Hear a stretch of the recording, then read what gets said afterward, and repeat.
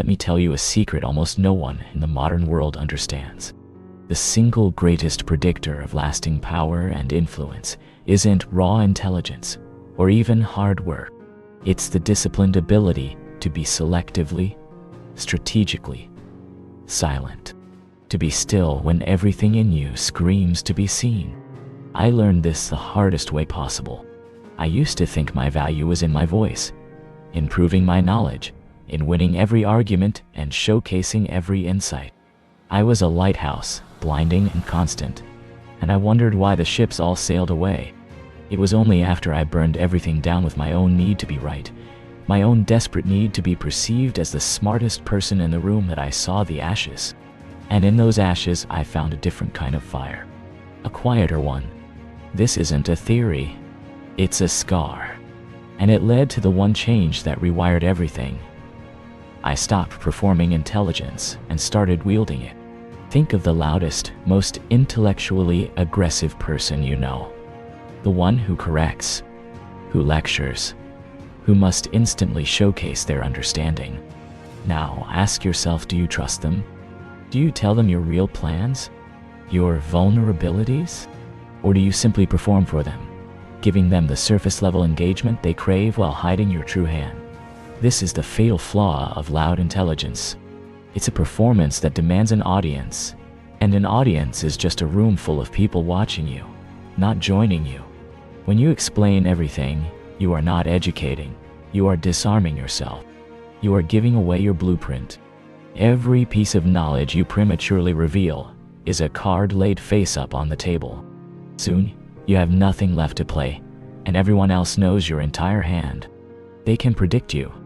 They can maneuver around you. They can resist you because they see you coming. Your brilliance becomes a liability, a predictable pattern they can easily counter. But when you learn the art of restraint, something profound shifts. You create space, and in that space, other people's true natures flood in.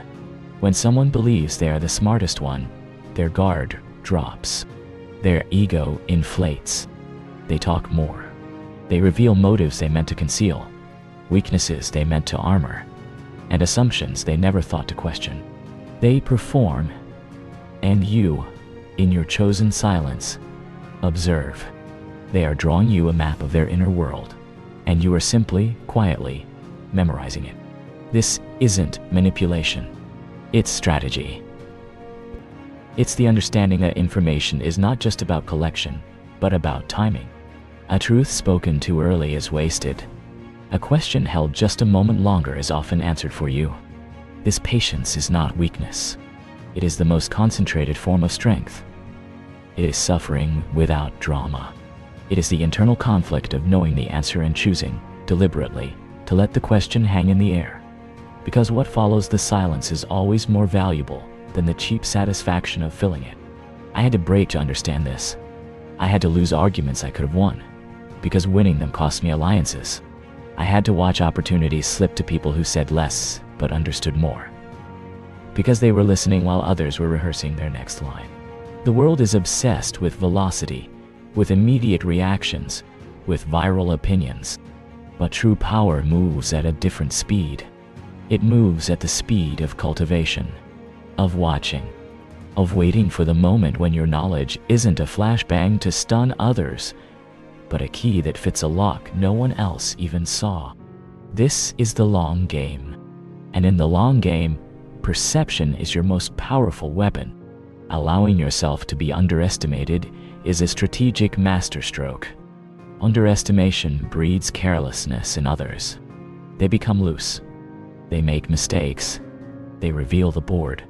And their carelessness creates the openings you have been patiently, silently preparing for. This was my one change. It wasn't adding a skill. It was surrendering a compulsion. The compulsion to be validated, to be seen as smart, to have my intelligence acknowledged in real time. I let that version of myself die. I replaced it with a principle. Let them talk. Let them conclude. Let them underestimate. My identity shifted from being the source of noise to becoming a student of silence.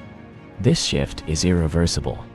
Once you see the mechanics of social power, Once you feel the leverage that comes from holding a vital piece of knowledge close while others chatter, you cannot unsee it. You realize that true intelligence doesn't seek applause. It waits for opportunity. It knows that not every battle needs to be fought in the open, and not every thought needs a microphone. Your mind becomes a sealed chamber, and your words become deliberate, measured releases of pressure, each one carrying more weight because of the silence that surrounded it. This discipline is disguised as simplicity. Playing dumb is not about ignorance. It's about insulation. It's about protecting your process, your unique perspective, from the constant, corrosive feedback of a world that wants to label you, box you, and predict you. It's about rebirth without fantasy. There's no magical moment where everyone suddenly recognizes your genius.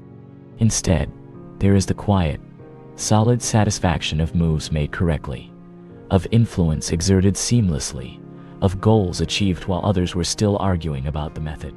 Your power grows in the dark, in the quiet, in the unobserved spaces between your actions. While others are busy curating their image of intelligence, you are busy building your reality of results. So let them have the spotlight. Let them burn bright and fast with their need to be right. You are cultivating a different kind of heat, the kind that forges, the kind that lasts.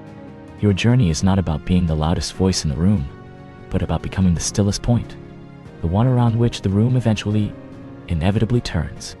This is your long game. This is your silent endurance. The world will try to provoke you, to bait you into revealing your depth, to dance for its approval. Your power lies in your refusal to dance, in your calm, deliberate choice to observe, to absorb, and to act only when action carries the force of the silence that preceded it. Keep going. Keep building in the quiet way you now understand. Let your one change be this deep, personal reclamation of your own attention. Turn it inward. Let your understanding deepen in the dark soil of restraint. And when you finally choose to speak, to act, to reveal your hand, let it be so deliberate, so perfectly timed, that it feels less like a move and more like a law of nature, simply taking its course. The board is yours. You control it not by moving every piece, but by understanding the game so completely that your stillness becomes the most powerful move of all.